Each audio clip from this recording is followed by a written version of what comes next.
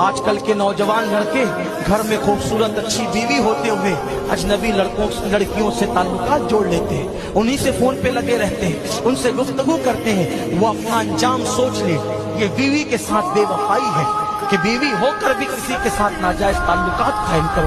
میرے آقا نے فرمایا شب معراج میں نے ایسے عورتوں اور مردوں کو دیکھا جن کے آگے اچھا ستھرا گوشت پڑا ہوا تھا اور وہ اچھا ستھرا گوشت چھوڑ کر بدبودار اور بھیانک بدبودار سڑا ہوا گوشت کھا رہے تھے۔ میں نے پوچھا جبریل یہ کون ہے؟ کہا یا رسول اللہ یہ آپ کی امت کے وہ مرد اور عورتیں ہیں کہ حلال شوہر ہوتے ہوئے یا حلال بیوی ہوتے ہوئے اس کو چھوڑ کے یہ دوسروں سے ناجائز تعلقات قائم کریں گے، یہ جہنم میں ان کا انجام ہے۔ اللہ کے بندو ناجائز تعلقات نہ کرو، یہ حرام ہے، یہ لعنت ہے، یہ بے برکتی ہے۔ اس سے چہرے کا نور چھین لیا جاتا ہے، اس سے نسلوں میں نحوست پڑتی ہے، اس سے رزق سے برکت اٹھتی ہے، اس سے عمر کم کر دی جاتی ہے۔ اللہ نے حلال بیویاں دی ہے اور عورتوں سے کہتا ہوں اللہ نے حلال شوہر دیا ہے، اس سے کبھی غداری نہ کرو، اس سے کبھی بے وفائی نہ کرو۔